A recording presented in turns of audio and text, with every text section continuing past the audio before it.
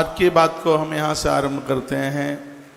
भगवान को कहें तो या महादेव हृदयस्तेन यथा नियुक्तोस्मि तथा करोमि। भगवान आप हमारे हृदय में बैठ करके मुझे यह आदेश करें कि मुझे क्या करना है, मुझे क्या नहीं करना। बिल्कुल अर्जुन जैसी बात इस श्लोक में कही गई है। अर्जुन ने भी भगवान को यही कहा था कि हे प्रभु, हे परमात्मा, मेरे रथ में बैठ जाइए, मुझे कहाँ जाना है और कहाँ नहीं जाना है, बस मेरी इंद्रिय रूपी घोड़ों को आप संभाल लीजिएगा। तो या महादेव हृदयस्तेन यथा नियुक्तोस्मि तथा करोमि। मेरे हृदय में बैठ करके और आप मुझे है आदेश करें, मुझे क्या करना है, मुझे क्या नहीं करना। ऐसे भगवान का नित्य बंधन पूजन कल आप सुन रहे थे। नदियों में स्नान करके मलमूत्र विसर्जित करके नहा धो के बड़ी सुंदर बात कही गई है। वर्णन इसमें यह किया गया है कि आप कोई व्रत और उपवास करते हैं और आप मल विसर्जन के लिए नहीं जाते तो आपका वह व्रत खंडित माना जाता है, वह व्रत पूरा नहीं होता। भले ही जाने का मन नहीं है तो भी जाइए। बड़ी सुंदर बातें कही हैं। स्नान के बाद कभी भी दांत नहीं मांजे जाते। स्नान करने से पहले ये करने की जरूरत है। बहिर्गच्छेद त्यागार्थम मलमूत्रयो। मलमूत्र विसर्जन के तत्पश्चात स्नान कीजिए और स्नान के तत्पश्चात फिर पूजा में बैठिए। बातें तो बड़ी अच्छी अच्छी कही गई हैं। तेलाभ्यंग कुर्वी द्वारा दृष्टा क्रमेण चाह। कुछ दिन ऐसे हैं जिनमें बिल्कुल तेल लगा करके पूजा में मत बैठिए। वो दिन है श्राद्ध के दिन, संक्रांति काल, ग्रहण का दिन और तीर्थ में भी, और उपवास वाले दिन, और घर में कोई सूतक वगैरह लगाए तब भी एक तेल लगाने की बात कही गई है। और एक गर्म पानी से नहीं नहाया जाता जिस दिन आपने कोई व्रत किया है। पूरे श्राद्धों में गर्म पानी से नहीं नहाया जाता, नहीं तो आपकी पूजा का आपके पास में कुछ भी नहीं होगा। स्नान बोल रहा हूँ। अशोचेप्यथवा प्राप्ते स्नान या उदस्वारिण। उष्ण मतलब गर्म पानी। इस गर्म पानी से आप कब कब नहीं नहा सकते? श्राद्धे च ग्रहणे उपवासे प्रतिपद्यने। श्राद्ध के समय पर, ग्रहण के समय पर, उपवास के समय पर, और आप इस गर्म पानी से नहीं नहा सकते। भगवान शिव को गर्म पानी से स्नान करने के लिए, अभिषेक करने के लिए बिल्कुल मना किया गया है। तीर्थ देवता का स्मरण करते हुए शुद्ध वस्त्र से ही स्नान करें। कभी भी अपवित्र वस्त्र पहन करके नदियों में आप प्रवेश ना करें। इस बात का भी वर्णन किया गया है। कहा गया है कि रात्रि का पहना हुआ वस्त्र ठीक नहीं है, वो शुद्ध नहीं है, उसको भी पहन करके आप नदियों में स्नान नहीं कर सकते। यह भी वर्णन कर दिया गया। रात्रि का वो वस्त्र है, उससे आप मलमूत्र विसर्जन करने के लिए गए हैं, ऐसे वस्त्र को पहनकर आप नदियों में आप स्नान नहीं कर सकते। शुद्ध वस्त्र पहनकर, स्पष्ट वर्णन है। जो वस्त्र बाहर से धुल के आया है पूजा में, उस वस्त्र को भी शुद्ध नहीं माना गया। 16 नंबर का श्लोक है, लिखा है तई कार्यम छालितम च प्रत्यजेत। जो बाहर से धुल करके जो वस्त्र आया है उस वस्त्र को बिल्कुल भी शुद्ध और उसको पवित्र माना नहीं गया है। उसके ऊपर जल के छींटे लगाइए, फिर उसको धारण कीजिए। नहीं तो पूजा में जो वस्त्र पहना जाता है वह खुद आपके हाथ का धुला हुआ होना चाहिए। ऐसा इस ग्रंथ में वर्णन किया गया है। स्नान आदि के तत्पश्चात देवता और ऋषियों को तृप्त करने के लिए उनके लिए तर्पण करें। जहाँ भगवान की पूजा कर रहे हैं, गौ माता की गोबर से उस स्थान को लीप करके फिर उस पर उत्तम आसन बिछाएं। 2 काम ऐसे हैं जो बिना आसन के नहीं होते। एक है भोजन और एक है भजन। ये दोनों जगह पर आसन का होना बहुत ज़्यादा जरूरी है। वर्णन है आसनम च शुभम तत्र रचनीयम द्विजोत्तमा। ब्राह्मण आचार्य लोग ऐसा कहते हैं कि आप भजन में और भोजन में दोनों जगह है आप आचमन आसन बिछाइए। कपड़े पहनने के तत्पश्चात आचमन किया जाता है। धौत वस्त्रम ततोधार्यम पुनर्आचमनम चरेत।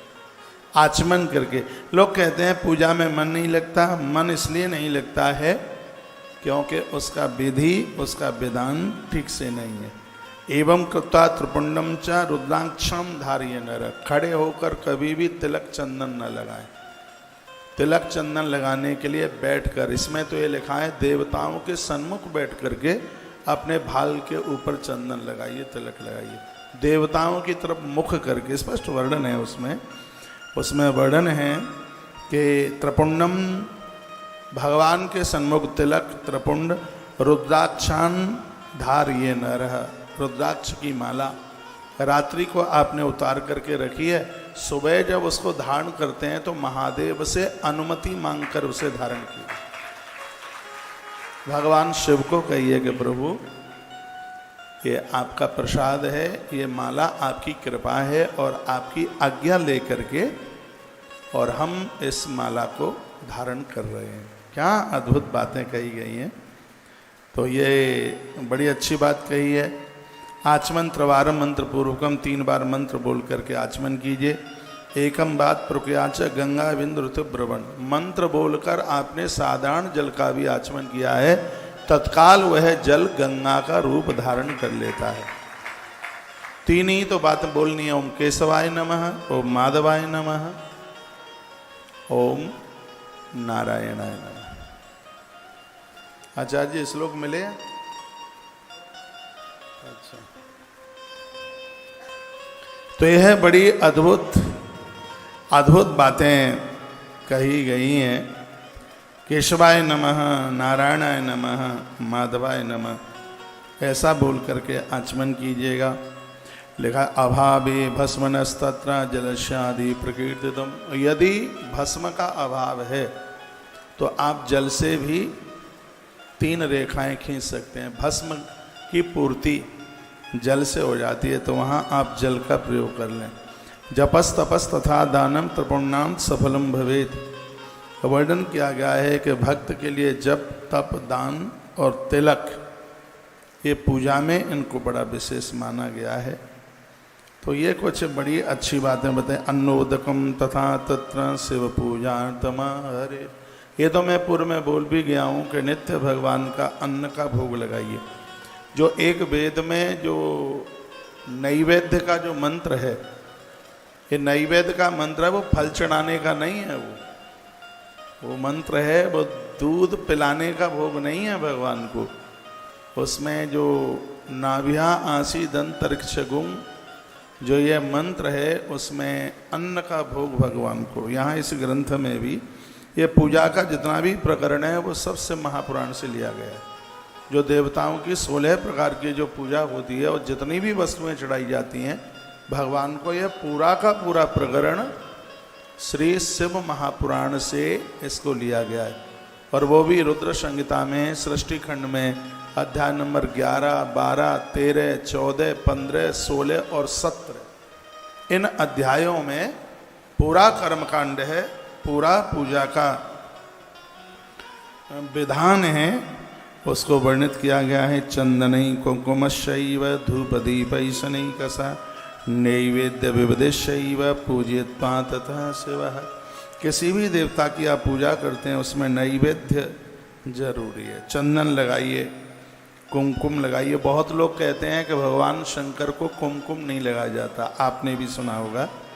तो यह श्री शिव महापुराण रुद्र संहिता सृष्टि खंड अध्याय नंबर 13 और श्लोक नंबर 32, इसमें स्पष्ट वर्णन है कि भगवान को चंदन, कुमकुम, धूप, दीप अनेक प्रकार से के नैवेद्यों के द्वारा भगवान शिव की पूजा करें। मैं ये कथाएं इन सब चीज़ों की भ्रांति को खत्म करने के लिए ही तो कह रहा हूँ। और एक एक बात को मैंने बहुत बारीकी से इसको पढ़ा है। एक बार फिर मैं श्लोक बोल रहा हूँ। जो कहते हैं कुमकुम न चढ़ाएं, मंदिरों के पुजारी लोग भी बोलते हैं, हाँ, सूखी कुमकुम, सूखी रोली नहीं चढ़ाइए। हाथ पर ना लिखें, हाथ पर लिखने से कर्जा बढ़ता है, इसलिए पेन कागज के ऊपर ही चलाएं। तो कॉपी लेके बैठो, डायरी लेके बैठो, आपके काम में आएगा। और मैं हर बात एक प्रमाण के साथ में आपको निवेदित कर रहा हूँ। श्री शिव महापुराण रुद्र संहिता सृष्टि खंड अध्याय नंबर 13 और श्लोक नंबर 32। इस श्लोक में महादेव के ऊपर कुमकुम चढ़ाने के लिए, रोली चढ़ाने के लिए कहा है। उसमें जल डालिए, गीला करके चढ़ाइए, क्योंकि सूखी रोली तांत्रिक लोग प्रयोग में लेते हैं उसको। आप वेदोक्त भाव से पूजा कीजिए। चंदनी कुंकुमश्चैव धूप दीपैरेकसा नैवेद्य विदश्चैव पूजयित्वा तथा सेवा। भगवान शंकर की पूजा में इन चीज़ों को लीजिएगा। नमस्कृत्या पुनस्तत्र गच्छेत् च शिव सान्निध्यौ यदि गेहे पार्थिवीं वा हेमिं वा राजतीं तथा। घर में मिट्टी, स्वर्ण, चांदी अथवा अन्य धातु तथा पारे की मूर्ति जो भी कोई है, पत्थर की है, जो भी है, सब बंधने हैं प्रणाम करने के लायक। इसमें बड़ी अच्छी बात कही है, भगवान को जब आप सुबह जगाते हैं तो पहले प्रणाम करें, बाद में घंटी बजाएं, उसके बाद वस्त्र उठाएं, उसके बाद फिर भगवान को उठाएं। ऐसा वर्णन है। ये नहीं कि आंख मींड़ते हुए गए और कपड़ा उठाया और भगवान को ऐसे बैठा दिया, नहीं। सबसे पहले उन्हें प्रणाम कीजिए, वंदन कीजिए, फिर घंटी बजाइए, फिर वस्त्र उठाइए, उसके बाद जो भगवान शयन में हैं फिर उनको आप जगाइए, फिर उनको बिठाइए। ये वर्णन इसमें किया गया। इसमें भगवान को प्रणाम करने की बात कही गई है। इस तरीके से भगवान की पूजा होती है तो भगवान बड़े प्रसन्न होते हैं। अपने घर में रहते हुए पूजा के समस्त नियमों का पालन करना चाहिए, ऐसा इस ग्रंथ में लिखा हुआ है। 36 नंबर का श्लोक है ये। इसमें नियम पालन की बात कही गई है। मैं बोले देता हूँ, कर्तव्यम सर्वथा तत्र नियमासु ग्रहीस्तते। आप नियमों का पालन करेंगे तो आपके बच्चे करेंगे। पूजा, भगवान को आपने बाल्टी में डुबकी लगा दी, आपने धूप बत्ती जला दी, दिया जला दिया, ये ज़्यादा महत्व नहीं रखता। ये बेटी बहुत जोर से सो रही है, गुड़िया जग जा बेटा, यही है। तो कर्तव्यम सर्वथा तत्र नियमासु ग्रहेस्तता। पूजा के नियमों को फॉलो कीजिएगा और नियम के साथ में फिर उस पूजन को करें तो पूजा का फल है वो तत्काल प्राप्त होता है। तत्पश्चात भगवान शंकर को शंख पुष्पी बहुत ज़्यादा प्रिय है, उसके फूल भी आते हैं, वो चढ़ाइए। कुसा डाबी जिसे कहते हैं, दूर्वा, धतूरा, मदार, और देखिए फिर इसमें लिखा है तुलसी पत्र।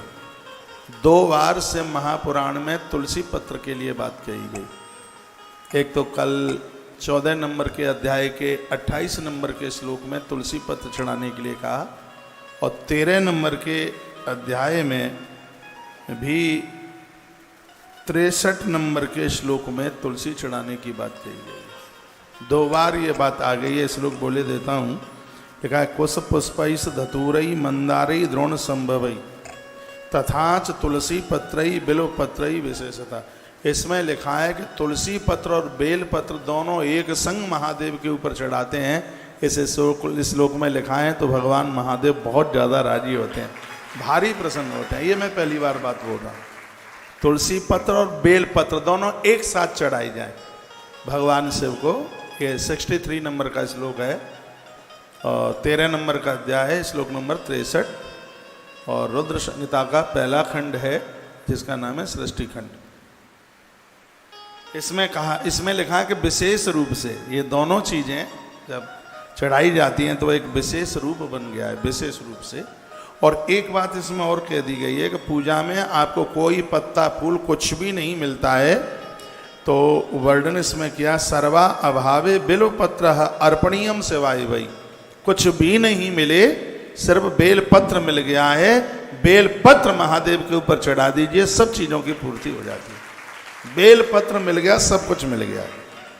ये 64 नंबर के श्लोक में, 64 नंबर के श्लोक में ये बात कही गई है, बिल्व पत्र शिव को समर्पित कर दें।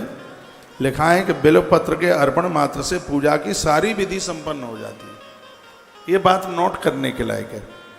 वर्णन है इसमें, बिल्व पत्रा अर्पणी नहीं व सर्व पूजा प्रसिद्ध्यति। पूजा की संपूर्ण विधि पूरी हो जाती है यदि महादेव के ऊपर आपने बेलपत्र चढ़ा दिया। ये लिखने लायक बात है, जीवन भर कभी इसको भूलना मत।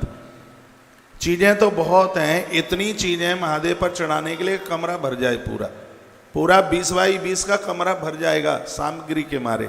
हो सकता है पूरी सामग्री 20 बाई 20 के कमरे में आ भी ना पावे, लेकिन इसमें एक जो सुंदर बात कही है वो है बिल्वपत्रा अर्पणई नैव सर्व पूजा प्रसिद्ध थी। जिस समय आप बेलपत्र भगवान महादेव के ऊपर चढ़ा देते हैं तो महादेव के ऊपर पूजा का सगरा सामान चढ़ गया इस समय। इसलिए पूजा में, नारायण सालराम की पूजा में तुलसी पत्र का होना जरूरी है, और भगवान शिव की पूजा में बेल पत्र का होना बहुत ज्यादा जरूरी है। इस समय सावन के महीने में बेल पत्र नहीं मिलते हैं। अब बेल पत्र मिलेंगे कहाँ से, आप लगाते ही नहीं है बेल पत्र। बेल पत्र वृक्ष लगाने की कितनी बड़ी महिमा है जानते हो? 1 करोड़ कन्याओं का कन्यादान करने से जितना फल मिलता है, एक बेल वृक्ष लगाने से उतना फल है। कोटि कन्या महादानम एक बिल्व शिवार्पण। ज्यादातर ऐसे तो लोग ये कहते हैं कि एक बेल पत्र चढ़ा दो 1 करोड़ कन्यादान का फल मिल जाएगा, लेकिन इसका सही अर्थ यह है खाली बेल पत्र चढ़ाना ही नहीं, एक बेल पत्र धरती में लगा दो 1 करोड़ कन्याओं का कन्यादान करने का फल प्राप्त होगा। बेल की बहुत बड़ी महिमा है। आप बेल पत्र लगाएंगे नहीं तो फिर पत्तियां बेल की आएंगी कहाँ से? आपके पास बाहर जमीन है, खेत खलिहान है आपके पास, तो सावन का महीना चल रहा है, हरियाली तीज को बेल पत्र लगाइयो। सोमवती अमावस्या आ रही है, इस दिन में वृक्ष लगाने का भारी भारी मातम है। 17 तारीख को सोमवती अमावस्या है और सैकड़ों बार गया पुण्य आप प्राप्त कर लेंगे, इतनी बड़ी महिमा है। इस दिन भोर में जल्दी नहाना, नंदी को कुछ खिलाना, महादेव का अभिषेक करना, दान पुण्य करना, ब्राह्मणों को भोजन कराना, शब्दों में इसके पुण्य को बांधा नहीं जा सकता।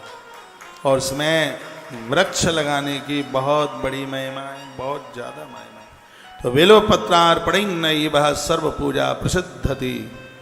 तो बेलपत्र आपने महादेव को चढ़ा दिया है तो इसमें वर्णन है कि आपने सारी विधि संपन्न कर डाली है, सब को चढ़ा दिया, ऐसा वर्णन किया गया है। भगवान शंकर को यों तो सुगंधी इत्र सब देवताओं के ऊपर चढ़ा दिया जाता है, लेकिन जो इत्र चढ़ाने की बात है वो महादेव के ऊपर चढ़ाया जाता है। और इसमें वर्णन है कि इत्र चढ़ाते समय महामृत्युंजय मंत्र बोले, ओम त्र्यंबकम जजामहे सुगंधिम पुष्टिवर्धनम उर्वारुकमेव बंधनात् मृत्योर्मुक्षीयमामृतात्। इत्र चढ़ाने की बात कही गई है। श्लोक नंबर 66 तथा सुगंध चूड़म वैवासतम तैलमुत्तमम सुगंधित द्रव्य सुगंधित तेल अर्पणीयम च विविधम शिवाय परमाम मुद्रा। भगवान शंकर अति प्रसन्न हो जाते। गूगल की धूप से महादेव भारी राजी होते हैं, बहुत प्रसन्न होते हैं। नैवेद्य की बात हमने बताई दी है आपको। ततः प्रदक्षिणाम कुर्यां शिवस्य, भगवान शिव को वंदन प्रणाम पूजा। और जो वस्तुएं कई दिन से मैं आपको ये सब बातें आपके बीच में निवेदित कर रहा हूँ। एक बात, कल मेरे पास काफ़ी मैसेज थे। 1 लाख गेहूँ गोधूम महादेव को आप चढ़ा रहे हैं, एक दिन में नहीं चढ़ा पाओ तो सावन भर में चढ़ा दो। थोड़े थोड़े 1-1 सेर, आधा सेर, 250-250 ग्राम जितना बनता है, पूजा के समय में बैठ जाइए और फिर 1-1 चढ़ाना, 1-1 करके। पूरा सावन के तो 2 महीने हैं। गौधूम मानस तथा पूजा प्रशस्त संग्रस भाई, क्योंकि इसमें कहीं लिखा ही नहीं है कि आपको 1 दिन में ही पूरा चढ़ाना है। मैंने 10-5 श्लोक आगे पीछे के इसमें देखे हैं, लेकिन इसमें कहीं ऐसा नहीं लिखा है कि आपको ये 1 लाख जो गेहूं के दाने हैं वो 1 ही दिन में चढ़ाने हैं। तो आप इसको पूरा सावन के महीने में भगवान महादेव के ऊपर इसको आप चढ़ा दीजिए, आनंद हो जाएगा। एक बार जयकारा लगाइए, बोल भक्त वत्सल भगवान की जय हो। जय जय श्री राधे श्री राधे श्री राधे श्याम। यव पूजा च मुनि भी स्वर्ग सौख्या विवर्धिनः। जो आप जौ बोते हैं ना कलश के नीचे, आपको पता भी नहीं होगा ये जौ क्यों बोए जाते हैं। 48 नंबर का श्लोक है, जौ बोने से कलश के नीचे जो यव बोए जाते हैं, जौ बोए जाते हैं, उनकी पूजा भी होती है उसकी। तो इससे स्वर्ग सौख्य विवर्धनी, इससे स्वर्ग का सुख प्राप्त होता है। इससे व्यक्ति को स्वर्ग जैसा आनंद धरती पर प्राप्त होता है। मृत्यु के तत्पश्चात वह स्वर्ग लोक का अधिकारी होता है। पूजा में ज्वारे बोलने की इतनी बड़ी महिमा है। कोई भी आप अनुष्ठान करते हैं उसमें जौ बोने ही होते हैं। यव पूजा च मुनि भी, संतों ने, ऋषियों ने, योगियों ने इस बात की भारी सराहना करी है कि आप जौ बोइए। और ये निकले हुए जो जौ हैं ये आयुर्वेद में बड़े प्रभावशाली हैं। गेहूं का जौ फिर उसका रस निकालकर यदि कैंसर के मरीज को दिया जाए तो रोग में बहुत बड़ा फायदा मिल जाता है।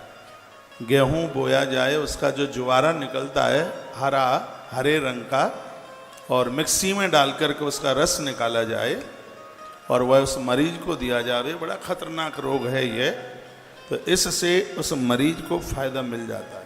तो आयुर्वेद में भी बड़ा प्रभावशाली है और पूजा में तो है ही प्रभावशाली। लेकिन जो पूजा में हैं वो ये इंद्र के द्वारा प्रकट हुआ है। जो ये जितने भी अन्न हैं ये देवताओं से बने, ये इंद्र से प्रकट हुआ है जौ, इसलिए इसका एक नाम इंद्र जौ और है। और हाथ में इस जौ का निशान होता है। जो लोग हस्तरेखा देख लेते हैं, मैं भी देख लेता हूं पर देखता नहीं। अब अनुभव तो करना ही चाहिए, किताबें पढ़िए, ग्रंथ पढ़िए। जिसके अंगूठे में यव का निशान हो, जौ का निशान हो, ऐसा व्यक्ति बनखंड में भी जाकर के पहुंच जाए तो लक्ष्मी नारायण उसका संग नहीं छोड़ेंगे, भगवान उसका साथ नहीं छोड़ेंगे। ये हाथ में यहाँ होता है, इस जगह पर वो जहाँ भी पहुँच जाएगा दुनिया उसके संग संग होगी। अंगूठे में होता है, इस पोटुआ के नीचे होता है, यहाँ होता है यव का निशान, यहाँ होता है मेरे दोनों हाथ में, इसमें भी है, इसमें भी। तो जौ की तो बड़ी महिमा है। तो ये छोटी छोटी बातें बताई गई हैं, इनको अपनी पूजा में जोड़िएगा। जैसे आप बेलपत्र लगाते हैं तिल पुष्पई तथा मानम, उसी प्रकार से तिल की पेड़ भी लगाएं, उसके फूल भगवान शिव को आप चढ़ाएं। भगवान शंकर को बहुत प्रिय है और तिल के फूल भगवान को चढ़ाने से घोर गरीबी का नाश होता है। यहाँ तक कि कमल के फूल से भी ज़्यादा महादेव को तिल के पुष्प और ज़्यादा प्रिय है। ऐसा इस ग्रंथ के 62 नंबर के श्लोक में ऐसा वर्णन है। और ये तो आप बो देंगे, गमले में ही बो दें तो ये बहुत जल्दी निकल करके आ जाता है। और इस समय ये तो ऋतु चल रही है तिल बोने की, तिल का वृक्ष, और इसका फूल सितंबर में आ जाता है, अक्टूबर में आ जाएगा। और उन फूलों से भगवान शिव की पूजा की जाए। आज मैं फ़ोन करूंगा शाम को कि गौशाला में थोड़े तिल बो दिए जाएं फूलों के लिए, कहीं एक खेत में एक कोने में तिल, तो उसके फूलों से भगवान शिव की पूजा की जाए। भगवान शंकर बहुत प्रसन्न होते हैं। देवताओं के लिए भी बड़े आनंद की बात है। आपको 4 गाड़ी चाहिए, हर रोज़ बदलने के लिए आपको गाड़ी चाहिए। मुझे देवता इसलिए अच्छे लगते हैं क्योंकि देवता तृप्त हैं अपने आप में। कभी भगवान नारायण कभी महादेव के पास नहीं गए, ये नहीं कहा कि गरुड़ पर बैठे बैठे मैं बोर हो गया हूँ, कुछ दिन के लिए आप मुझे अपना नंदी दे दीजिए, कभी भी नहीं गए। और भगवान शंकर ने भी कभी नारायण से नंदी नहीं मांगा। इनकी तृप्ति देखिए आप, ये अपने अपने वाहन और आनंद की बात है। ये जहाँ रहते हैं, ये जहाँ भी रहते हैं, इनके ठीक सामने इनका वाहन होता है। जिस गाड़ी में आप सैर करते हैं उसका इतना ध्यान रखिए, ये आपके आवास के ठीक सामने ये वाहन खड़ा हुआ रहे। ये वाहन, इससे बरकत होती है। ये नहीं है कि उसको चौड़े में सड़क पर पड़ी है, बिलंदा धूल जम रही है। आप देखते हैं शंकर का वाहन बिल्कुल नाक के सामने होता है, नारायण के मंदिर में गरुड़ ठीक सामने होता है। हनुमान जी का वाहन जानते हैं क्या है? हनुमान जी का वाहन नहीं पता आपको? क्या है हनुमान जी का वाहन? हनुमान जी का वाहन है ऊंट। ऊंट है हनुमान जी का वाहन। जब हनुमान जी के मंदिर के ठीक सामने, कितनों को पता है कि हनुमान जी का वाहन ऊंट है?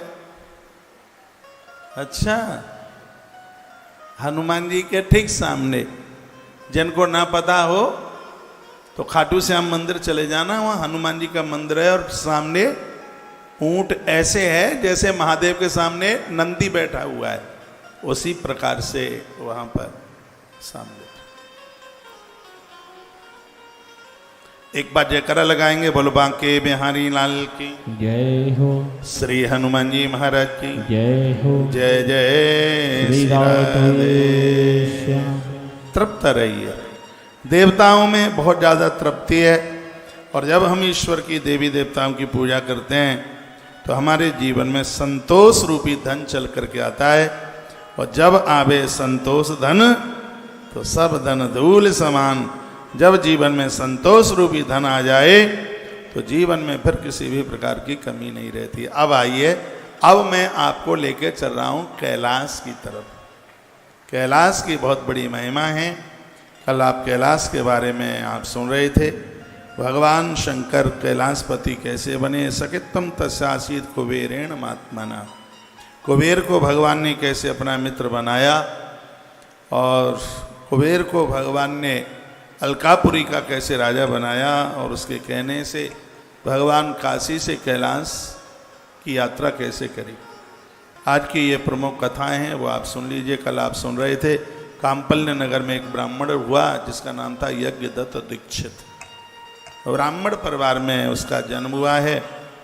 पत्नी बड़ी धार्मिक थी, नित्य अग्निहोत्र करता है। गलती ये थी, गर्भाधान संस्कार श्राद्ध काल में हुआ, तो परिणाम यह हुआ कि उस नारी की कोख में एक बेढंगा बालक आकर के चल के आया।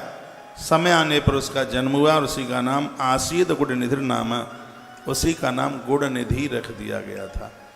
और वह बालक थोड़ा छोटे से बड़ा हुआ। 19 वर्ष में उसकी शादी कर दी गई। हमारे ग्रंथ भी कहते हैं बच्चों को पहले सेट काम से सेट कीजिए, उन्हें शादी शुदियाँ तो हो ही जाएंगी। पहले उनको उनके पाम के ऊपर खड़ा कीजिए, उन्हें कमाऊ बनाइए, उन्हें बुद्धिमान बनाइए, उन्हें संस्कारित बनाइए। बच्चों को आप हॉस्टलों में बहुत दूर भेजते हैं पढ़ने के लिए। कोटा में जाते हैं बच्चे, पूना में जाते हैं, और कहीं कहीं जाते हैं पढ़ने के लिए। बच्चे बाहर पढ़ने के लिए जाएं, उनको आप डॉक्टर बनाना चाहते हैं, कलेक्टर बनाना चाहते हैं, इंजीनियर बनाना चाहते हैं। भाग्यनगर के लोगों, मेरी प्रार्थना है इन बच्चों को सबसे पहले इंसान बनाइए, इन्हें इंसान बना करके देखिए। इंसान न बनाया तो फिर ये खुरापाती करें। गुणनिधि के अंदर ऐसा कोई दोष नहीं था जो इसके पास ना हो, तो पिता का ध्यान नहीं था। पिता का ध्यान न होगा तो बच्चे मूर्ख हो जाएंगे। माँ का ध्यान नहीं होगा औलाद के ऊपर तो बच्चे चरित्रहीन हो जाएंगे। माँ की देखरेख में बच्चे चरित्रवान बनते हैं। माँ हो पातिव्रत धर्म का निर्वहन करने वाली, पिता हो संयमी। इन दोनों के माध्यम से होने वाली औलाद एक विशेष होती है। एक कथा आती है, जब राम जी का वनवास हुआ तो वन में थे प्रभु राम, लक्ष्मण, माता जानकी। एक दिन राम जी के मन में बात आई कि थोड़ी मैं लक्ष्मण की परीक्षा ले लूं। तो प्रभु श्री राम जी लक्ष्मण को कहने लगे, लक्ष्मण मैं थोड़ा महात्माओं के पास जा रहा हूं, सीता का ख्याल रखना। एक वृक्ष के नीचे बैठे थे। राम जी गए और तोता बनकर उसी पेड़ के ऊपर आके बैठ गए। राम तोता बने, सुख बने। और उन्होंने क्या कहा, लक्ष्मण। लक्ष्मण ने देखा कि इंसान की भाषा तोता कैसे बोलता है। तो उस तोते ने क्या कहा, फलम दृष्ट्वा पुष्पम दृष्ट्वा नारीम दृष्ट्वा।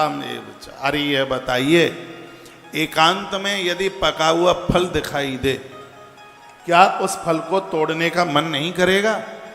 एकांत में खिलता हुआ फूल दिखाई दे, क्या उसको तोड़ने का मन नहीं करेगा? अकेले में युवा नारी दिखे, क्या उसको छूने का मन नहीं करेगा? लक्ष्मण को ये बात उस सुक ने कही, उस तोते ने कही। तो लक्ष्मण ने क्या जवाब दिया? लक्ष्मण ने कहा, तोता तू सही कह रहा है, खिलता हुआ फूल मन करता है उसको तोड़कर नाक से लगा ले, उसकी खुशबू लेने के लिए। पका हुआ फल उसको तोड़ने का मन करता है। युवा नारी दिखे, बिल्कुल उसको छूने का मन करता है।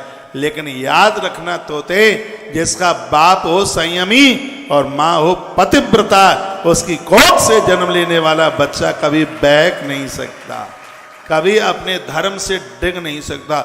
इतना कहा, तोते में से प्रभु राम प्रकट हो गए, लक्ष्मण को अपने अंक में भर लिया, अपनी छाती से लगा लिया।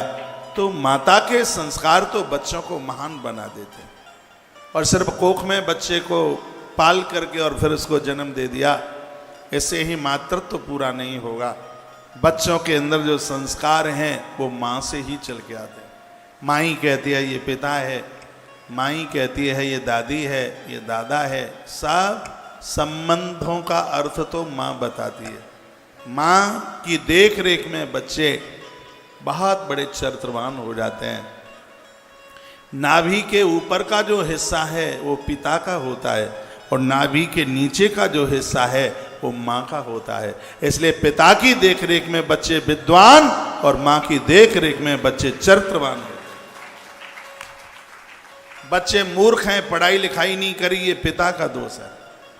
बच्चों ने अपने हिसाब से शादी की है, बेटी किसी के संग चली गई, बेटे ने किसी की बेटी का हरण कर लिया, ये दोष माँ को जाता। बच्चों के बारे में जितना माँ को पता है इतना और किसी को नहीं पता। माँ का ध्यान रहेगा औलाद के ऊपर, बच्चे चरित्रवान हो जाएंगे। इसलिए थोड़ा मोबाइल पर ध्यान कम दो, बच्चों पर ज़्यादा दो। आपके बच्चे अभी छोटे छोटे हैं, आपके मम्मी पापा ने भी आपको पढ़ाया लिखाया है, नौकरी करने के लिए नहीं, बच्चों को आप समझदार बना सकें। जीजाबाई ने एक मराठा के सेवा को छत्रपति शिवाजी बना दिया। वो जीजाबाई थी जिसने महाभारत पढ़ाई थी अपने पुत्र को, जिसने दुर्गा सप्तशती कंठ करा दी थी अपने पुत्र को। उस माता जीजाबाई की मैं बात करता हूँ जो भगवान गजानंद की परम भक्तानी थी। इस घर में गुरु समर्थ रामदास आया करते थे और उन्होंने एक दिन कहा था, देवी तेरी कोख से एक ऐसा बच्चा जन्म लेगा जिसके द्वारा हिंदुत्व सुरक्षित रहेगा, और वही हुआ। ये तो आपके हाथ में है। आप चाहें, राजीव दीक्षित जी का नाम आपने सुना होगा, उनकी वीडियो यूट्यूब पर बड़ा अच्छा बोलते हैं, मेरा फेवरेट महापुरुष है। लेकिन ये पूर्व से रहा है, जो ज़्यादा लोग अच्छे रहे हैं वो इस धरती पर ज़्यादा लंबे समय तक रुक नहीं पाए। वो इतनी अच्छी बात कहते थे, एक नारी जो चाहे वैसा बच्चा पैदा कर सकती है। वो चाहे तो डॉक्टर, वो चाहे तो कलेक्टर, वो चाहे तो उद्योगपति, और वो चाहे तो महात्मा, और नारी चाहे तो परमात्मा को भी धरती पर प्रकट कर सकती है। यह उसके हाथ की बात है। आप जो चाहें अपनी औलाद को आप वो बना सकते हैं, लेकिन आपको टाइम ही कहाँ है। आपका तो पूरा का पूरा फोन पूरे दिन तो पियर में चिपका रहता है। बच्चा आता है, थैला के पटकता है, आधा घंटे तक मांगता रहता है मम्मी भोजन। अब मम्मी को फुर्सत हो तो भोजन अपने हाथ से परस ले, खा ले। मम्मी को टाइम नहीं है, मम्मी को फुर्सत नहीं है। ऐसी कौन सी बहन है जो दिन में 10 बार अपने पियर फोन ना करती हो। मैं निवेदन करना चाहूँगा, ससुराल जाकर के जो बहनें अपने पियर को बहुत याद करती हैं, वो ससुराल में आनंद पूर्वक नहीं रह सकती। आप ससुराल को याद कीजिए, लेकिन ऐसा नहीं है कि दाल चढ़ाने को रखी तो फोन, छौंक लगाया तो फोन, आटा गूंथा तो फोन। आप क्यों जा रहे हैं? कोई बात बुरी लग गई है दादाजी?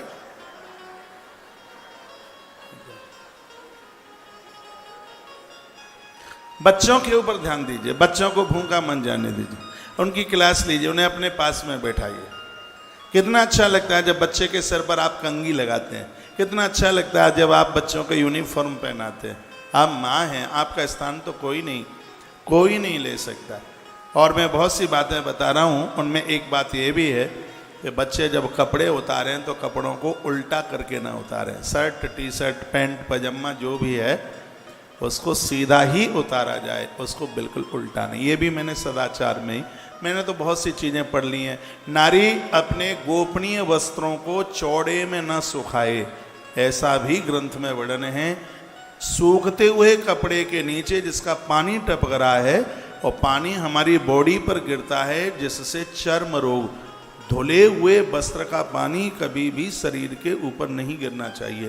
तो कपड़ा ऐसी जगह सुखाया जाए जिससे व्यक्ति इन सब चीज़ों से बच जाए।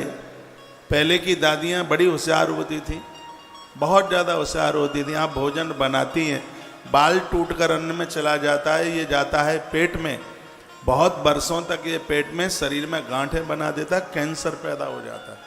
इसलिए पूजा करते समय, भोजन बनाते समय और किसी के चरण छूते समय नारी का जूड़ा बंधा हुआ होना चाहिए। बाल केस खुले न हुए हों। नारी के खुले केस अशुभ हैं, वो झगड़ा कर देते हैं। और वो द्रौपदी का ये संकल्प था कि ये केस नहीं बंधेंगे, और खुले केसों ने क्या क्या दंड मचाया आप सब जानते हैं। मैं क्या बोलूँ, मैं तो कोई बात संकेत में ही कहता हुआ जाता हूँ। आप भोजन बना रहे हैं, आप पूजा में बैठे हुए हैं, आपका जोड़ा, आपके केस बंधे हुए होने चाहिए। ये टूटा हुआ बाल अन्न के माध्यम से पेट में जाता है, इससे भी कैंसर जैसी बीमारियां बनती हैं। इसलिए ध्यान रहे इस बात के लिए। जो स्त्री पुरुष कोई भी हों जिनके नाखून लंबे हैं, बड़े बड़े नाखूनों का सीधा अटैक लीवर के ऊपर होता है। मेरी कोई बात काट के तो बताए, गलत कह रहा हूँ तो। लंबे लंबे जो नाखून हैं, बड़े बड़े नाखून हैं, चेकअप भले ही करा लेना। दो प्रकार से ये लीवर के ऊपर बड़ा अटैक पड़ता है। या तो किसी को पीलिया रोग हो जाए, ये बहुत खतरनाक रोग है, इसका सीधा अटैक लीवर के ऊपर है। और एक ये लंबे लंबे नाखून, और उन नाखूनों से सना हुआ भात, उन नाखूनों से सनी हुई दाल, उन नाखूनों से मिला हुआ गूंथा हुआ आटा, ये लीवर को डैमेज कर डालेगा। आजकल माताओं में, बेटियों में कंपटीशन चल रहा है कि तेरे नाखून 6 इंच के होंगे तो मेरे 9 इंच के होंगे। कंपटीशन है इस बात का। ऐसा मत कीजिए। सजग समझदार घर की तुम बेटी हो तो नाखून पोटुआ के अंदर होना चाहिए, वो बिल्कुल बाहर नहीं। जो चीज़ रखाने के लायक है वो कटा डाली है, जो कटाने के लायक है उसको लंबा लंबा कर रहे हैं। बालों को लंबा कीजिए, बालों को तो बड़ा कीजिए, नाखून छोटे कीजिए। मुझे बड़ा भय लगता है पाम छुपाने से।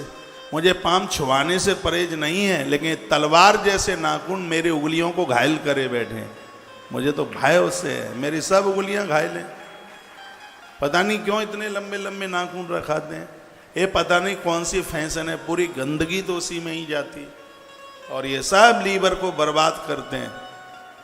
इसलिए अपनी प्राचीन सभ्यता में जीवन का निर्वहन करो, प्राचीन शैली में अपना जीवन जियो, तो बचे रहोगे। नहीं तो 60 में फूंक निकल जाएगी और अस्पताल में जा कर के और मरेंगे। मौत भी घर पर नहीं मिलेगी।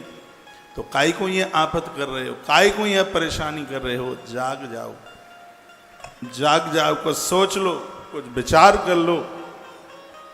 महात्माओं ने हमारे जीवन के लिए बड़े शोध किए, उन्होंने बड़ी तपस्या की। आपको क्या पता है कि इन ग्रंथों को लिखने के लिए उन्होंने कितनी मेहनत की होगी। जीवन भर दूध पी करके भगवान व्यास इन ग्रंथों को लिखते रहे। व्यर्थ जंगल में बैठकर नदियों का पानी पी करके इन ग्रंथों को लिखते रहे। इनमें बड़ा शोध और इनमें बड़ा चिंतन किया था, तब ये सब सामग्री हमारे पास में आई है। लेकिन जो चीज़ें फ्री में मिल जाती हैं उसका महत्व थोड़ी ही समझा जाता है। ये तो अपने हम पुरखों को पूछ लें, इन ग्रंथों को तैयार करने के लिए उन्होंने कितनी तपश्चर्या करी है। उन्होंने अपना सब कुछ समर्पित कर दिया, तब यह नॉलेज हमारे पास में चल करके आ पाई है कि जीवन कैसे जिया जाए। मुझे विश्वास है यहाँ बैठी हुई बेटियां नाखूनों को लंबी नहीं करेंगी, बालों को लंबा कीजिए, नाखून बिल्कुल छोटे नाखून। ये करना ही होगा, अपने आप को बदलना ही होगा। अपने आप का परिवर्तन करना होगा। आसीद गुण निधि नाम दीक्षता सस्य वही सोता। इस माता पिता ने कभी इस बच्चे के ऊपर ध्यान नहीं दिया। तो समद्दा धूत कार्यभ्यो मैत्रीम, इसकी मित्रता जुआरियों से हो गई। आपके बच्चे बाहर पढ़ने को जाते हैं, ये पढ़ाई कितनी करते हैं वो एक सब्जेक्ट बाहर का है, बाद का है। ये पहले देखिए इनके मित्र यार दोस्त कैसे हैं, इन मित्रों का बड़ा असर पड़ता है। ये खोटे लोगों के साथ संगति नहीं हो जाए। गोस्वामी जी ने कहा था भगवान नरक दे देना लेकिन गलत मित्र मत देना, गलत लोगों का संग मत देना। बर भल बास नरक कर ताता, दुष्ट संग जन देई विधाता। परमात्मा गलत लोगों का संग मत देना, अच्छे मित्र बनाइए। जो हमसे कुछ नहीं लेते सब कुछ दे देते हैं उन्हें मित्र कहते हैं। जो हमें बर्बाद नहीं करते उन्हें मित्र कहते हैं। जो हमारा ध्यान रखते हैं उन्हें हम मित्र कहते हैं। जो हमारा शोषण नहीं करते, जो हमें चरित्रवान बनाते हैं वो मित्र हैं। जो हमें चरित्रहीन बना दें, जो हमारे चरित्र को लूट लें वो मित्र नहीं, वो दुश्मन हैं। ऐसे लोगों का कभी भूल कर साथ मत करना, उनको अपनी पंक्ति में मत बैठने देना, ना उनकी लाइन में खड़े होना, ना उनको अपनी लाइन में कभी खड़े होने मत देना। ईश्वर ने बड़ी कृपा करी है तब तो ये जीवन मिला है, और इस जीवन को हम ऐसे ही गवा देंगे? नहीं। बहुत लोग मुझे कहते हैं ये आदमी मेरा मित्र है, देखता है कि मुंह में से भवका निकलता है शराब का। मैंने कहा भाई तुझे तो मित्र भी नहीं ढूंढना आया, मित्र ऐसा ढूंढते जैसा कृष्ण ने ढूंढा था। बहा सुदामा कमाल है तेरा क्या कहे, ऐसा मित्र ढूंढ। कहा जाता है कि मित्र के बिना सुख नहीं मिलता। चार चीजें ऐसी हैं जो छोड़ने के लायक नहीं है, भुलाने के लायक नहीं है। चार हैं, एक है धैर्य, एक है धर्म, एक है मित्र और एक है पत्नी। ये चार हैं, पत्नी भी है उसमें। पूरी दुनिया तुम्हें छोड़ देगी, ये चार नहीं तुम्हें छोड़ेंगे। एक धर्म नहीं छोड़ेगा, एक धैर्य नहीं छोड़ेगा, यदि बढ़िया है तो मित्र नहीं छोड़ेगा, और अच्छे घर की स्त्री है तो पत्नी भी नहीं छोड़ेगी। नहीं तो कोरोना में पति को कोरोना हो गया था और वो कहती है ठीक हो जाओ तो फोन कर देना, आ जाऊंगी। नहीं मैं जा रही हूँ पीयर, और बहुत छोड़ छाड़ करके चली गई। ऐसी स्त्रियों का क्या विश्वास करेंगे? मेरी लिस्ट में बहुत हैं ऐसी। मुझे उसकी सास का फोन आया, महाराज जी बेटे को कोरोना हो गया है, और बहू कहती है कि मैं जा रही हूँ, ठीक हो जाए तब बता देना। और भगवान की कृपा से वो ठीक हो गया। अब खूब फोन कर दिया आ जाऊं, वो कहता है बिल्कुल जरूरत नहीं है, तेरे लिए तो मैं ऊपर चला गया। उसका जवाब भी बिल्कुल सही है, उसका गलत क्या बोल रहा है। ये चार चीजों की, ये चार की परीक्षा आपस में ही होती है। परेशानी में चारों का परीक्षण होता है। पति कमाऊ है, खूब पैसा देता है, उसके संग बने रहो, कोई बड़ी बात नहीं है। पति को कष्ट आया, कोई एक्सीडेंट हो गया, दुर्घटना हो गई, बीमार हो गया, उस समय नारी उसकी चारपाई पकड़ करके बैठी रहे, तब पता लगता है कि अच्छे बाप की बेटी हो तुम, बढ़िया पत्नी बनकर जीवन जी रहे हो, तब पता लगता है। गोस्वामी जी ने बड़ी सुंदर चौपाई डाली, और माता अनुसुईया बोली, कहती है कि धीरज धर्म में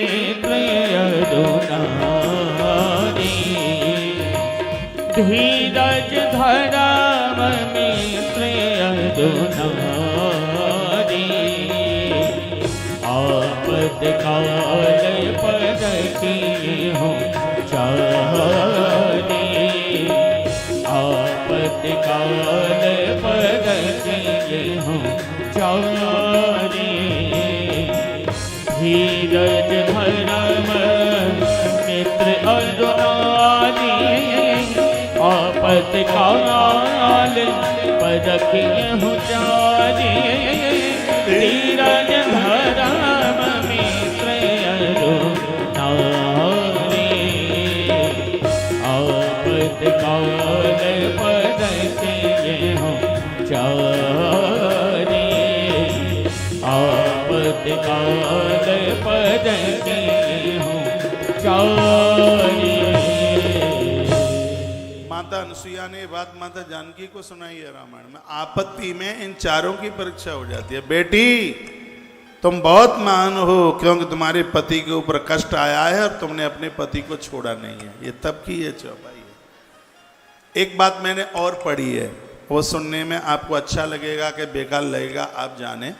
ऐसा बताते हैं कि भाई भाई का बहुत प्रेम होता है, लेकिन किसी कारणवश ऐसी संभावनाएं बन सकती हैं कि जिसमें भाई संग छोड़ सकता है, लेकिन साथ भामर पड़ने वाली पत्नी साथ नहीं छोड़ सकती। जब पूरी दुनिया संग छोड़ देती है, कोई व्यक्ति हॉस्पिटल में चला जाए, बीमार हो जाए, तो मिलने को आते हैं, सास भी आती है, 10 मिनट बैठ के चली आ जाती है, उसका बेटा भी आता है, क्या बोलते हैं उसको, पत्नी के भाई को, हाँ वो आप जानते हैं, तो वो भी 10 मिनट मिल के चला जाता है। अपना भैया भी आता है, मामा जी भी आते हैं, मामी भी आती है, नाना नानी भी आते हैं, सब 10-10 मिनट के लिए आते हैं और चले जाते हैं। बच्चे भी आते हैं, वो भी चले जाते हैं, पुत्र वधू भी आती है, वो भी चली जाती है, लेकिन जो 24 घंटे तुम्हारी चारपाई को पकड़ी बैठी रहती है वो एक ही है, वो है आपकी गृहिणी, वो आपकी पत्नी है। वो संग नहीं छोड़ती, साथ नहीं छोड़ती। धर्म, धैर्य, मित्र और पत्नी, ये चारों तो बड़े अद्भुत हैं। तो मित्र बहुत अच्छे बनाइए, बढ़िया बनाइए, चाहे बेटी हो चाहे बेटे हो, ध्यान रखना। यह जीवन मित्रता के साथ में, अच्छी मित्रता के साथ में बड़ा गहन होता है, बड़ा दिव्य होता है। राम को भी रावण को जीतने के लिए मित्र की आवश्यकता पड़ी, कृष्ण को भी मित्रों की जरूरत पड़ी। मित्र का एक जीवन में एक बहुत बड़ा योगदान होता है। ऐसा कहते हैं, कुतो सुखम, कहाँ सुख है मित्र के बिना। तो मित्र भी ठीक सा हो, बढ़िया सा हो, जिसमें एक भरे समाज में आप कह सकें कि वो व्यक्ति मेरा मित्र है। ऐसा सहेली भी बढ़िया ही हो, आपका सहेला भी बढ़िया ही हो। तो यहाँ लिखा है, समदान दूत कार्यो मैत्रीम तिष्यकार से। इसका जो मित्र लोग थे वो ठीक नहीं थे। सत्यक्त ब्राह्मणाचारा संध्या स्नान परांगुखा, ब्राह्मण के घर में जन्म लिया है, कभी नहाता नहीं, संध्या नहीं करता। संध्या का समय सुबह और शाम, जब दिन और सूर्य आपस में मिलते हैं, संध्या का समय सूर्य उदित से 24 मिनट पहले और 24 मिनट के बाद तक का 48 मिनट का जो समय है वो संध्या काल का होता है। ऐसे ही शाम को सूर्य अस्तांचल की तरफ जाता है, उससे 24 मिनट पहले और सूर्य अस्त के 24 मिनट बाद तक का ये 48 मिनट का जो टाइम है, इसमें अमृत की वर्षा होती है। ये बड़ा दिव्य समय, ये देवताओं के भ्रमण का समय है ये। और ऐसे समय में भोग नहीं, ऐसे समय में योग होना चाहिए। इस 48 मिनट में खाना नहीं खाया जाता, भोजन नहीं किया जाता, गोधूली की बेला होती है, इसको अमृत काल कहते हैं। ये दिव्य समय होता है। ऐसे समय में सोया नहीं जाता, फिल्मी गीत नहीं सुने जाते, इसमें साधना सिद्ध हो जाती है। सूर्य अस्त के 24 मिनट पहले और 24 मिनट के बाद तक का जो समय है, ये साधना के लिए, आराधना के लिए, भगवान के दिए जलाने के लिए बहुत ही ज़्यादा ये विशेष समय है। और इस समय में भगवान की साधना, पूजा पाठ, आराधना होनी चाहिए।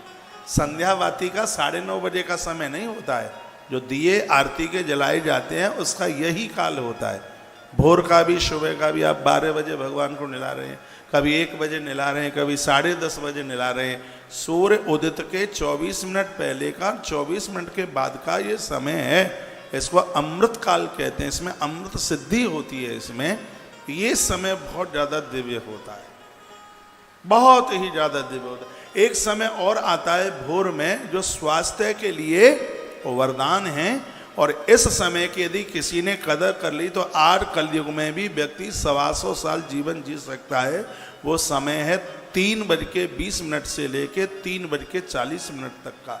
ये समय भी बड़ा अद्भुत है, भोर का समय। ये समय सुबह, उस समय आप जाग करके अपना मुंह धोइए, उस समय कुल्ला कीजिए, थोड़ा सा आप भ्रमण कीजिए आकाश में, अंबर में। ये आयुर्वेद की किताबों में बहुत विस्तार पूर्वक बातें कही गई हैं।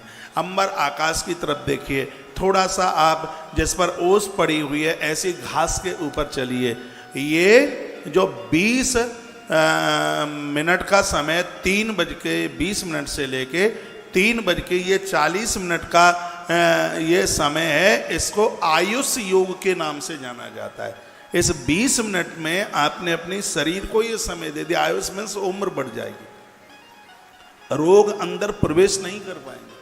ये टाइम, ये समय ऐसा है।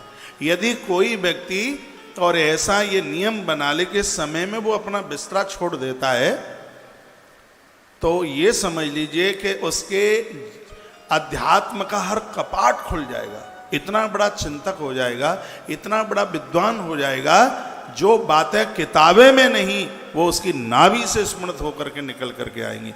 ये ऐसा टाइम होता है, ऐसा समय होता है।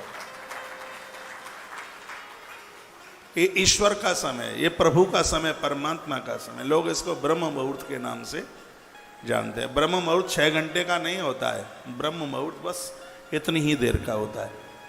ये लगभग 3:18 से लेकर के और लगभग ये भी समय 3:42 तक का ये समय ये होता है। ऐसा ये भी बड़ा अद्भुत समय है।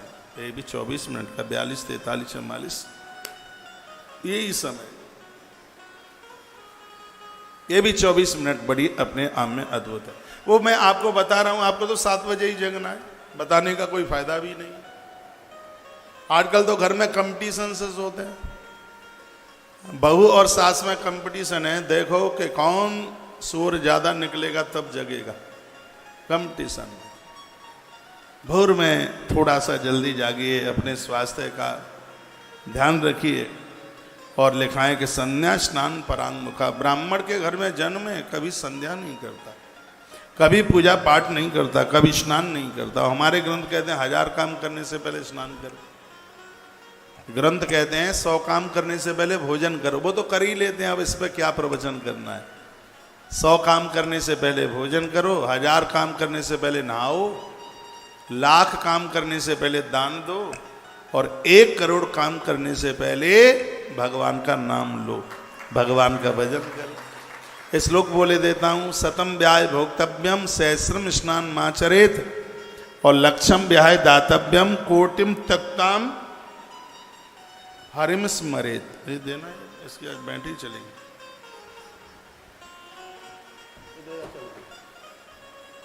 तो कोटिम तक्ताम हरि स्मरेत, करोड़ काम करने से पहले भगवान का भजन, तो 1000 काम करने से पहले स्नान। स्नान करने की एक विधि है। स्नान करते समय पानी सिर पर नहीं, स्नान करते समय पानी सबसे पहले पैरों में डाला जाता है। जिंदगी में ब्लड प्रेशर नहीं बढ़ेगा, रक्तचाप नहीं बढ़ेगा। नहाते समय सबसे पहले 1 लोटा पानी आप अपने पांवों में डालिए। गर्म पानी का भी सिर पे मन डालना, चांद सगरी गंजी हो जाएंगे, उड़ जाएंगे सगरे बाल। जब से वैक्सीन लगी है तब से बाल ही भारी गायब हो रहे हैं, टूट रहे हैं, सब चांदें खुरमुंडी भई जा रही हैं। और आपको हर हफ्ते में आप तेल बदलते हैं, साबुन बदलते हैं, तो इसलिए ये बड़ी दिक्कतें भी हो रही हैं। गर्म पानी सीधे आप सिर पर आप डालते हैं, इससे माइग्रेन जैसी बीमारियां बन जाती हैं। ताज़ी पानी स्नान के लिए ग्रंथ तो ये कहता है कि उसको भी छान करके, पूजा में तो छान के लिया ही जाता है। टोटी में कपड़ा लगा दो, सूती कॉटन टोटी में, उसी में से वो छन करके नीचे गिरेगा। थोड़ी फिटकरी डाल दो उसमें, तो उस पानी का जो दोष है वो बिल्कुल ख़त्म हो जाएगा। बहुत लोग कहते हैं कि शनि लग गए हैं महाराज, शनि महाराज, तो ये भी बड़ा उपाय है। शनिवार के दिन पानी में चाकू डाल करके, लोहे का कोई भी टुकड़ा चाकू डाल लीजिए और लोहे का कोई टुकड़ा उसमें डाल करके उसे स्नान कीजिए। पीपल के पत्तों की माला हनुमान जी को चढ़ाइए और सरसों के तेल का 1 दिया दोपहर 11:48 से 12:12 अभिजित मुहूर्त में पीपल की जड़ों के नीचे जला करके आ जाइए। ये भी आपका शांति हो जाएगा। शनि महाराज, शनि महाराज नहीं, सबको कहाँ परेशान करेंगे वो। अरे जो भगवान का भगत है, क्या शनि महाराज उन्हें परेशान करेंगे।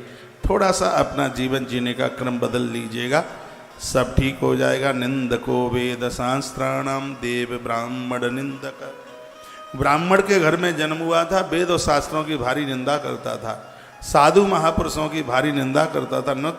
नट पाखंड भांडस्तो बद्ध प्रेम परस्पर, और उनके साथ पाखंडी लोगों के साथ में और उनके साथ मित्रता किए हुए है, उनके साथ ही इसको रहना इसको बड़ा अच्छा लगता है। एक पुत्री तन्माता, जिनके घर में एक पुत्र है या तो बहुत बढ़िया निकलते हैं या सीधे धुंधुकारी की तरह निकलते हैं। ये एक जो पुत्र है जिनको, वो तो बड़े सावधानी पूर्वक है। ये एक पुत्र वाले या तो श्रवण कुमार निकलेगा, और यदि सीधा का सीधा धुंधुकारी की तरह है। ये जो एक पुत्र वाले लोग हैं, आपको तो बहुत ही ज़्यादा ध्यान देना होगा। अब एक बिगड़ जाए तो फिर दूसरा हो तो लगता है दूसरा संभाल लेगा। अब जो उंगली पर एक ही है महाराज, और वो भी छोड़ देगा तो फिर जाएंगे कहाँ। जिनको एक है वो तो बहुत विचार करके,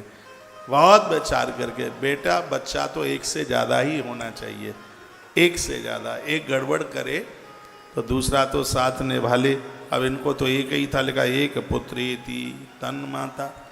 इस मैया को एक ही था, प्रतार यति दीक्षितम। और जब मैया इसको डांटती है तो आंखें निकालता है माँ के ऊपर। और आज के समय में ऐसी औलाद की भी कमी नहीं है जो माता पिता को खूब पटक पटक करके पीटती है। मैं तो ये बातें ज़्यादा इसलिए नहीं बोलता क्योंकि ये कथा दुनिया के 200 पौने 200 देशों में जाती है। इससे हमारा थोड़ा कल्चर डाउन होता है। विदेशी लोगों को ये लगेगा क्या हिंदुस्तान में भी अब ऐसा होने लगा है?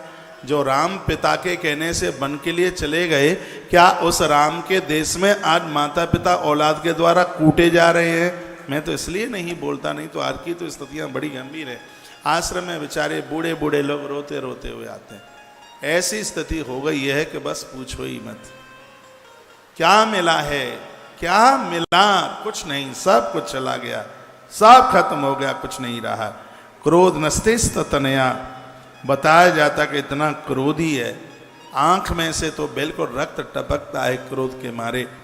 ज्वारियों के संग रहता है पूरा दिन भर, कुकर्मी हो गया है, मांस भक्षण करता है।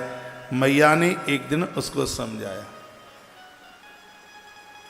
आपने कभी किसी कुंभकार को देखा? कुंभकार जानते हैं, मिट्टी के घड़े बर्तन बनाने वाला व्यक्ति।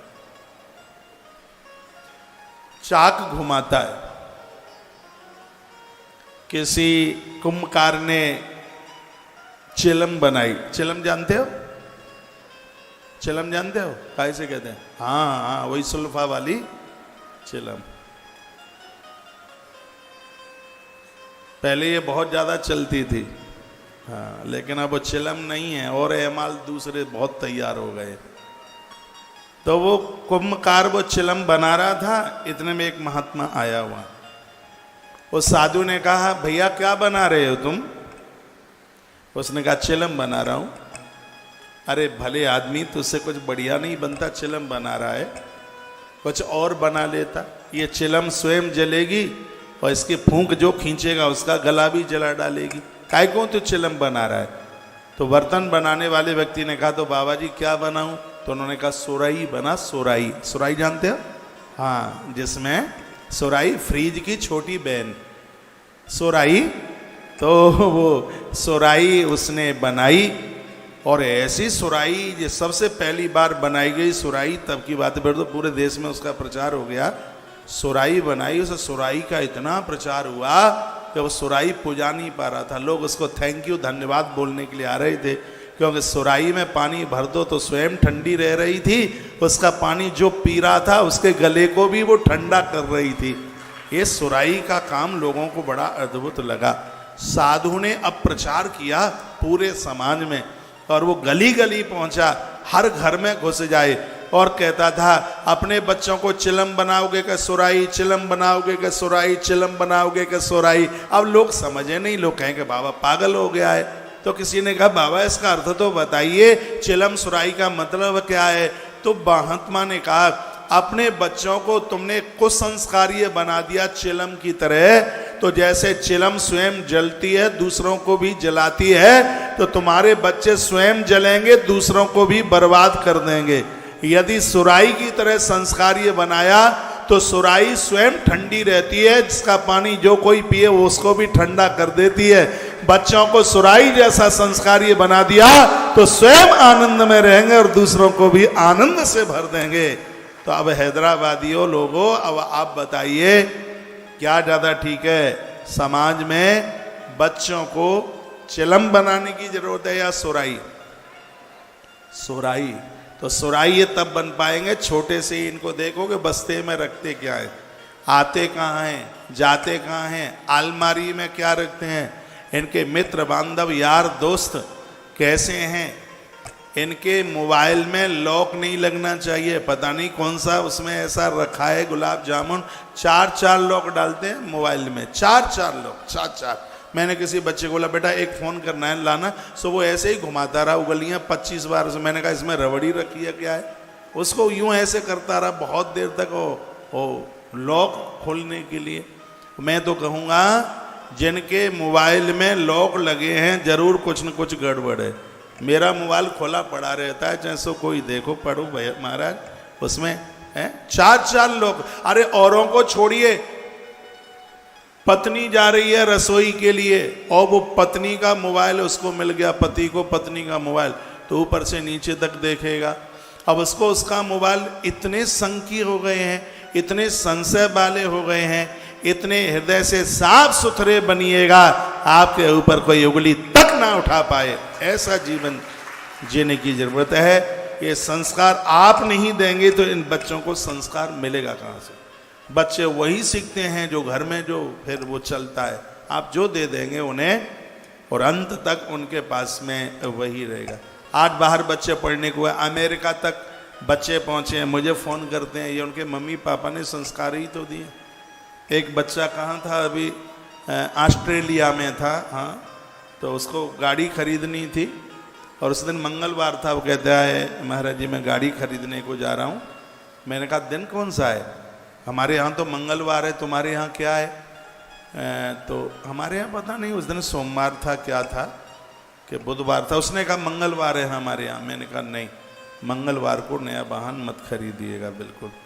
तो ये घर से जब बच्चों को संस्कार मिलते हैं तभी तो वो इन सब चीज़ों को मानते हैं। तो ये आप नहीं सिखाएंगे तो कौन सिखाएगा। मर गया मध्य पिशुन्य नृतम चौर्यम दुरोदरे, इतने अपराध इतना अन्याय है करता है, इसको नग्नीकृत प्रतिदिनम बद्धते धूतकार भी। ज्वारी लोग इसको खम्म से बांध करके बहुत मराई ठुकाई इसकी पिटाई करते हैं। घर का सिगरा सामान जुआ बुआ में तो ये हार हूर करके आ गया। एक दिन की बात थी, क्या हुआ, इसका पिता जो यज्ञदत्त था, यज्ञदत्त दीक्षित, कहीं से यह आ रहा था तो इसने किसी जुआरी की उंगली में, उसके हाथ में इसने अपनी अंगूठी देख ली इसने। तो इसने उस व्यक्ति को कहा भैया ये अंगूठी मेरी है, ये तुम्हारे पास कहाँ से चल करके आ गई? उसने कहा कि मुझे झूठा दोस्त तुम देते हो, मुझे चोर ठहराते हो। इस समय वर्तमान समय में तुम्हारे पुत्र से बड़ा तो कोई दूसरा जुआरी नहीं है। ये देखो हाथी दांत के आभूषण जुआ में हार के गया है, ये अपनी माँ के ये वस्त्र ये साड़ियाँ हार के गया है, और ये देखो ये कितने आभूषण वह जुआ में हार के गया है। उस बाप ने जब ये शब्द सुने उसके पाम के नीचे की धरती हिल गई और इतना वह परेशान था, सीधा घर में चल करके आया। बहुत क्रोधी था, बहुत क्रोध में था यज्ञदत्त, और उसने अपनी पत्नी को डांट करके कहा हे धूर्ता दीक्षितायन कुत्रास्ति धूर्ते गुण निधि सुता है। धिक्कार तेरी कोख के लिए कि तूने एक शराबी को पैदा कर दिया, तूने एक ज्वारी को पैदा कर दिया। कहाँ है तेरा वो नालायक कुपुत्र, कहाँ है तेरा? वो डांट करके उसको कहा। तो श्रुता तदवाक्यम भीता सा दीक्षितायिनी, वो भयभीत हो। प्रोवाच स्नान मध्यानी क्रियाम निष्पाद यंत्र था। और क्या बोली? संध्या करने के लिए, दोपहर का स्नान करने के लिए गया है। उसने लाठी उठाई, पीठ के ऊपर प्रहार किया और कहने लगा दीक्षित हम हे सदपुत्र जननी नित्यम सत्य प्रवासिनी। बोलता है नारी वही वंदनीय है, प्रणाम करने के लायक है जिसकी कोख से सतपुत्र पैदा